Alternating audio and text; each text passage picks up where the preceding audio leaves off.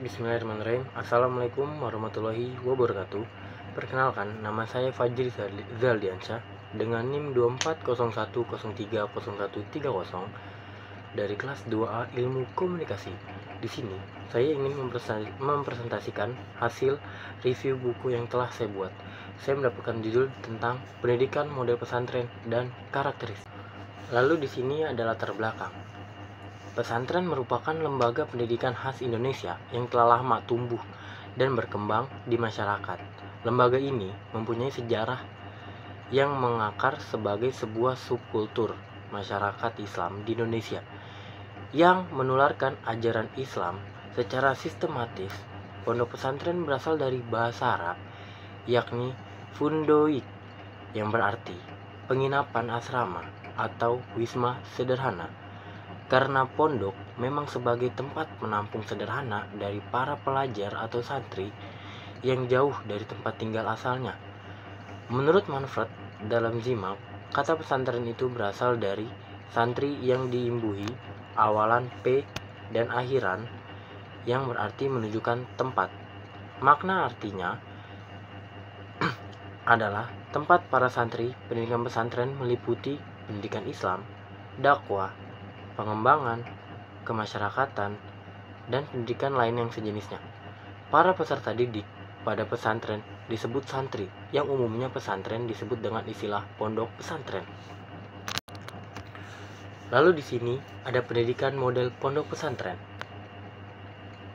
Seiring dengan laju perkembangan masyarakat, maka pendidikan pesantren baik tempat, bentuk, hingga substansi telah jauh mengalami perubahan. Pesantren tidak lagi sederhana apa yang digambarkan seseorang. Akan tetapi, pondok pesantren dapat mengalami perubahan sesuai dengan pertumbuhan dan perkembangan zaman. Lalu di sini ada beberapa menurut para ulama macam-macam pendidikan pesantren. Menurut Yakob, pesantren itu ada 3. Yang pertama pesantren salafi, yang kedua ada pesantren kalafi, dan yang ketiga ada pesantren kilat. Lalu menurut Mas'ud, yaitu ada pesantren identitas asli, pesantren dengan materi-materi umum, pesantren dengan pendidikan umum, dan yang terakhir ada pesantren dengan asrama pelajar. Menurut Yakub, tadi ada 3, ada pesantren salafi, pesantren kalafi, dan pesantren kilat. Pesantren salafi yaitu pesantren yang tetap mempertahankan pelajaran dengan kitab-kitab klasik tanpa diberikan pengetahuan umum model pengajarannya, sebagaimana yang lazim diterapkan dalam pesantren salaf, yaitu dengan metode sorogan. Lalu yang kedua ada pesantren kalafi. Pesantren kalafi yaitu pesantren yang menerapkan sistem pengajaran yang klasikal atau madrasi, memberikan ilmu umum dan ilmu agama, serta juga memberikan pendidikan keterampilan. Lalu yang terakhir ada pesantren kilat. Pesantren kilat yaitu pesantren yang terbentuk semacam training dalam waktu relatif singkat dan biasa dilaksanakan pada waktu libur sekolah. Pesantren ini menitik beratkan pada keterampilan ibadah dan kepemimpinan, sedangkan santri terdiri dari siswa sekolah yang dipandang perlu mengikuti kegiatan keagamaan di pesantren kilat. Dan menurut Mas'ud, tadi ada pesantren dengan identitas asli. Pesantren identitas asli adalah pesantren dengan mempertahankan kemurnian identitas asli sebagai tempat mendalami ilmu-ilmu agama bagi para santrinya. Semua materi yang diajarkan di pondok pesantren ini sepenuhnya bersifat keagamaan dan bersumber dari kitab-kitab berbahasa Arab atau yang kita sebut kitab kuning yang ditulis oleh para ulama. Yang kedua ada pesantren dengan materi-materi umum. Pesantren yang memasukkan materi-materi umum dalam pelajaran, namun dengan kurikulum yang disusun sendiri menurut kebutuhan dan tidak mengikuti kurikulum yang ditetapkan dengan pemerintah secara nasional, sehingga ijazah yang dikeluarkan tidak mendapatkan pengakuan dari pemerintah sebagai ijazah formal. Yang ketiga, ada pesantren dengan pendidikan umum. Pesantren yang menyelenggarakan pendidikan umum di dalam baik berbentuk madrasah atau bisa disebut sekolah umum berciri khas Islam di dalam naungan DPAG maupun sekolah umum di bawah Depdiknas. Dalam berbagai jenjang, bahkan ada yang sampai perguruan tinggi yang tidak hanya meliputi fakultas-fakultas keagamaan melainkan juga fakultas-fakultas umum. Dan yang terakhir ada pesantren dengan asrama pelajar. Pesantren yang merupakan asrama pelajar Islam di mana para santri belajar di sekolah-sekolah atau perguruan-perguruan tinggi lainnya. Lalu di slide selanjutnya ada karakteristik pendidikan pondok pesantren. Zamakhsyari Differ mengatakan karakteristik pendidikan di pondok pesantren terlihat di bangunan-bangunan yang sengaja dibuat sederhana, sekaligus menekankan kesederhanaan hidup para santri. Oleh karenanya, kehidupan para santri di pondok pesantren adalah kehidupan dengan pola hidup mandiri. Sebagai salah satu lembaga pendidikan Islam di Indonesia, pesantren memberikan perhatian penting terhadap nilai dan praktik kemandirian. Para santri sejak dini dididik untuk menjadi pribadi yang mandiri agar bertanggung jawab terhadap apa yang dilakukan dan masa depan kehidupannya. Masa-masa penanaman nilai kemandirian di pesantren inilah yang sering kali disebut banyak kalangan memberikan kontribusi pada pembentukan kepribadian manusia yang bertanggung jawab. Lalu di sini ada tradisi pesantren. Kata tradisi berasal dari bahasa Inggris yaitu tradition yang berarti tradisi.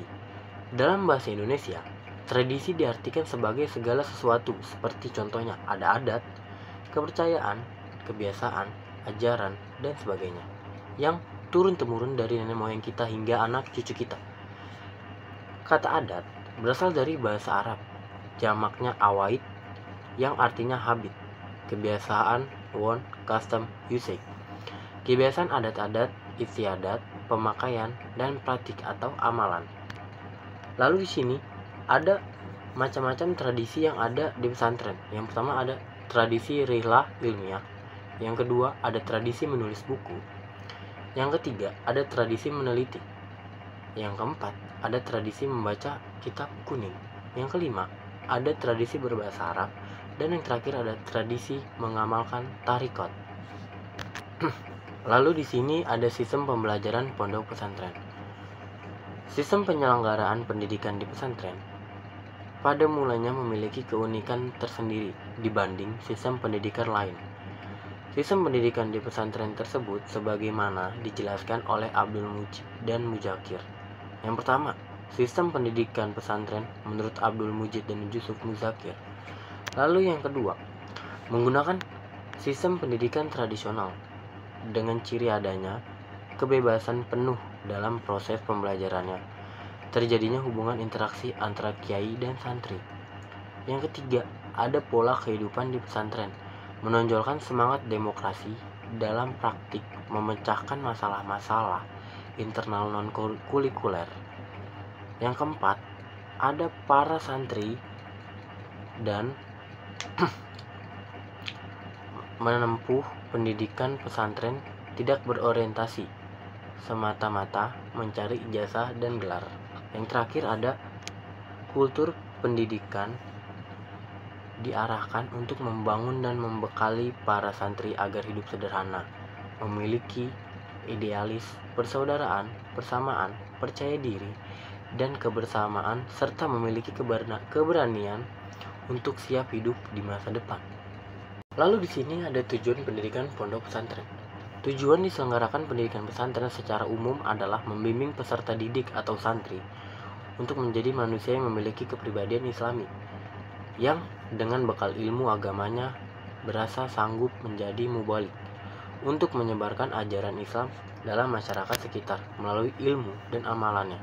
Sedangkan tujuan khususnya adalah mempersiapkan peserta didik atau para santri untuk menjadi orang alim dalam ilmu agama yang diajarkan oleh kiai yang bersangkutan, serta dalam mengamalkan untuk mendakwahnya dalam masyarakat.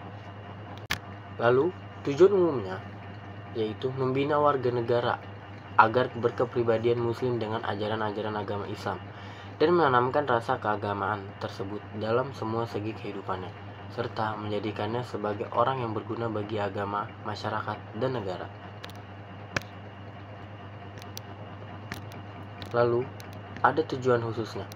Tujuan khususnya yang pertama adalah mendidik santri, anggota masyarakat untuk menjadi orang muslim yang bertakwa kepada Allah Subhanahu wa taala, berakhlak mulia, memiliki kecerdasan, keterampilan, dan sehat lahir batin.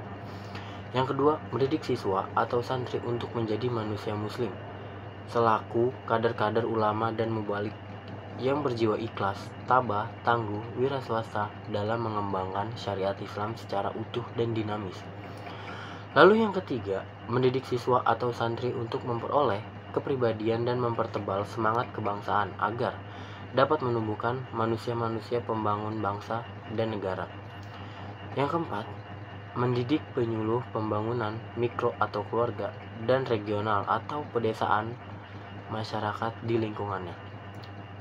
Yang kelima, mendidik siswa atau santri menjadi lembaga tenaga yang cakap dalam berbagai sektor pembangunan, khususnya dalam pembangunan mental spiritual. Dan yang terakhir, nomor 6, mendidik siswa atau santri untuk membangun meningkatkan kesejahteraan sosial masyarakat dalam rangka usaha pembangunan bangsanya. Mungkin itu saja yang bisa saya sampaikan. Kurang lebihnya mohon maaf. Bila ada salah kata, tolong dimaafkan. Kurang lebihnya mohon maaf. Wassalamualaikum warahmatullahi wabarakatuh.